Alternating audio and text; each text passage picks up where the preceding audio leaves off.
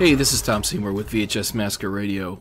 So I was expecting this episode to be a sort of celebration. I was pretty happy, actually. Everything Moves Alone and Land of College Prophets. These are two movies that I did, shot 15 and 20 years ago, are now officially released on Amazon Prime.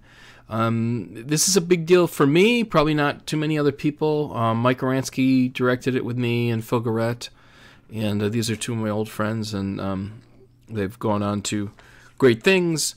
But for some reason, I've sort of been the caretaker of some of these older films, always trying to find places to put them. And Everything Moves Alone was special to me because it was our first 90-minute 16mm feature film. And, we got it screened in New York, and Elvis Mitchell and New York Times just totally destroyed it. And in the same sense, I would say single-handedly pushed us from any mainstream possibility into this sort of B-movie realm. And so I was angry about that for years, and Land of College Prophets actually came out of that. So that Land of College Prophets is sort of like a low-level superhero movie where these people hang out at a community college. And it was much more in the vein of something like Trauma, because some of my favorite films growing up were The Toxic Avenger and things like that. And so that one did well. I think it was sold in 8 to 10 different territories around the world. Was in all the Hollywood videos and was actually on Netflix DVD, and so it actually got around, but it never made the leap into the digital realm. It just didn't, because it came out in, I think, 2005, so it was right between sort of that awkward period, between DVD and streaming. But so I was all excited that these films were on Prime, and then I look up another film I did called London Betty.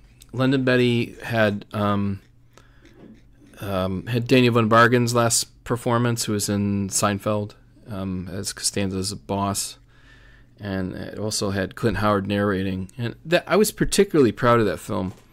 Maverick Entertainment distributed it, and they had just put a very nice HD release on Amazon Prime. Like, no one had ever seen Amazon Prime like that. London Betty was a good-looking film, but the DVD release just looked like hell. Unless you have, billion-dollar equipment, it just, when you take, 80 gig file and you squish it to 3.5 gigs or whatever DVDs can hold, it never looked right.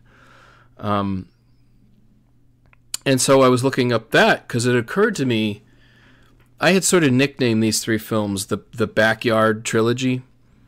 Everything Moves Alone, Land of College Prophets, and London Betty, because they all involve sort of backyard thieves or backyard superheroes, and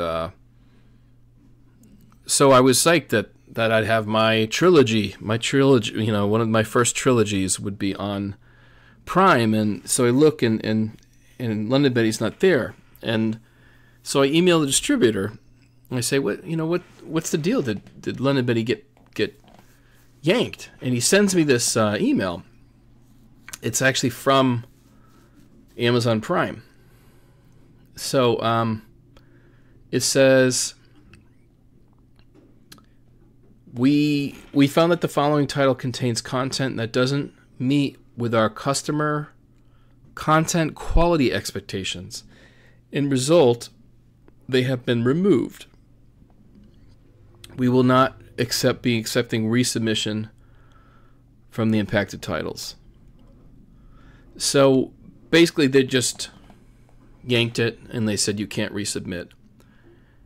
So the distributor, I won't say his name, but he sent me 2 articles. One is called Amazon Just Screwed Over the Independent Filmmaker. Amazon just screwed over the independent filmmakers that made Amazon Prime great. And then another article from YM Cinema said, thousands of movies deleted from Amazon Prime. So the reason why this is such a bummer is that Prime, for a lot of independent filmmakers, was in a way sort of the last bastion of hope, because you could put a film on there. Even a few years ago, you had to have a middle person, some kind of distributor, but there was still hope that you could put a flick on there. So they just chopped out thousands of films for very vague critiques that don't really make any sense. It doesn't make sense with London Betty. It was an HD transfer. It was perfect. And it had stars in it, so you can't say that they're just trying to... Anyway, so the point is, you'll see a lot of you could say poor quality films on Amazon Prime, whatever, be it low rent documentaries or whatever, and I'm sort of part of that, right? But the point is that there really was no consistency in how they yanked these films. Clearly, they were all low budget, so they just dumped them out. And this is something that seems to keep happening over and over throughout history. So there's 4 examples I have of how history keeps repeating itself in my era. Okay, so you take the mom and pop video stores. They offered independent exploitation, low budget, mostly because they were trying to fill out the shelves on their stores. And expensive Hollywood films at the time were $60 or $70 per film. Okay, so Blockbuster comes out, actually starts out as a franchise, but they grow so large, they start acquiring other franchises, and they form a deal directly with the studios.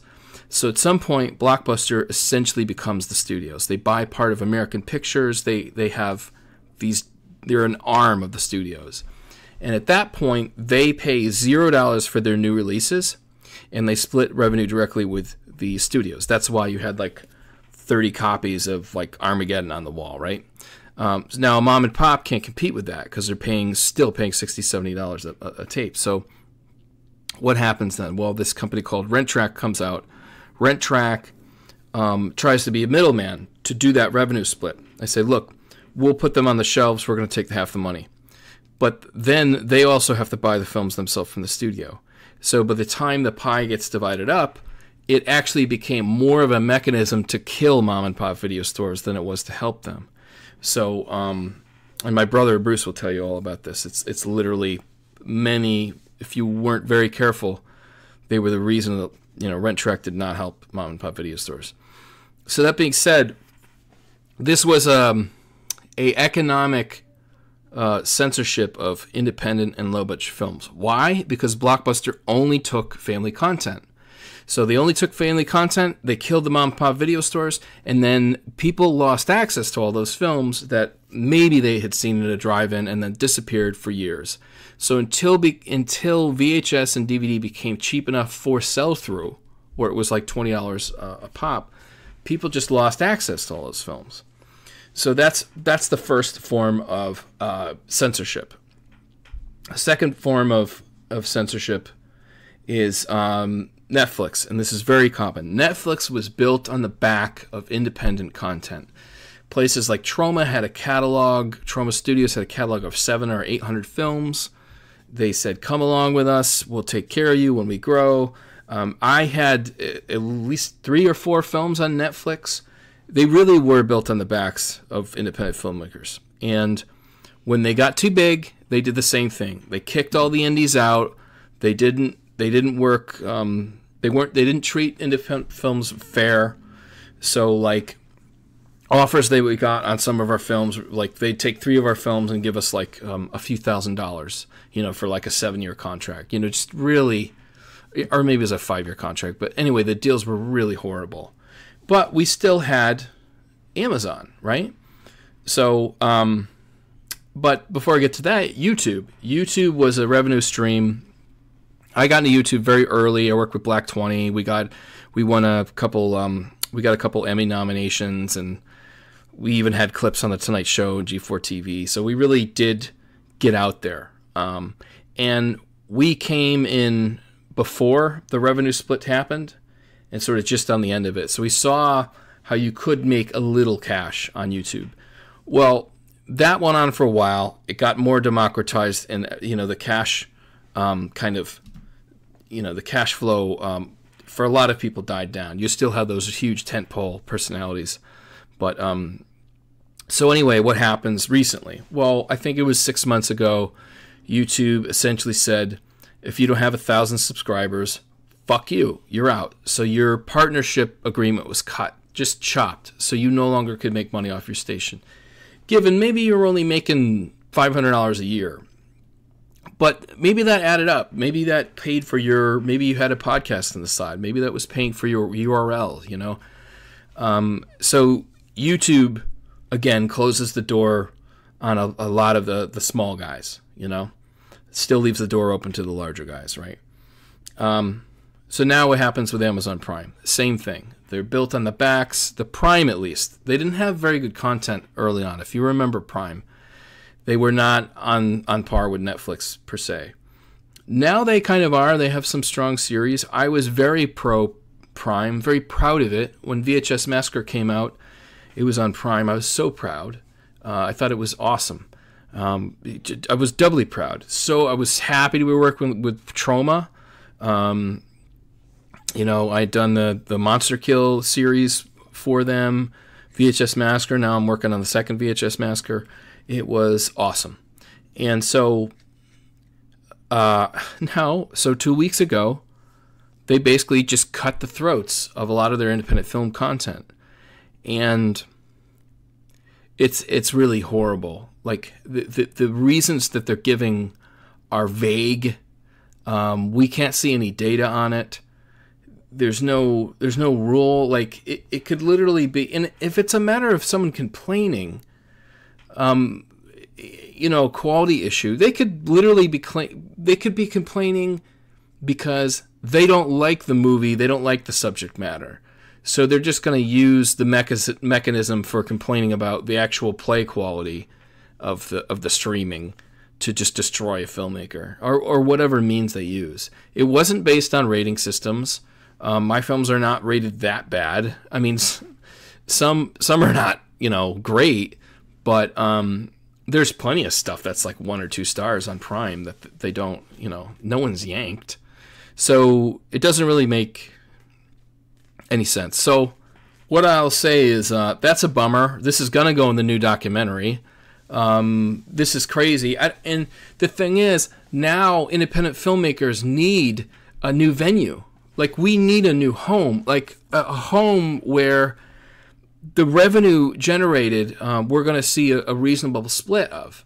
I mean, iTunes to some degree has the door open still for now, until they're really going to get that machine running and turn it into a streaming network. And when that happens, we're not sure what's going to happen. You have Vudu. Vudu's kind of lame and sort of filled with trolls if you've been on the message boards there. Besides small Roku stations, I really have to look and say, what's going to happen next. There is like Vimeo rentals, but the truth is I've only seen success of established personalities. So the only one I can even think of who did well on Vimeo was the Angry Video Game Nerd. And I'm trying to get a hold of him now, just because I hope he's successful. I'd love to hear that the film has recovered its budget or something like that. So anyway, the only thing I have to say is check out Everything Moves Alone and Land of College Profits on Amazon Prime while they last. They may not be on there forever. I have no idea what's going to happen.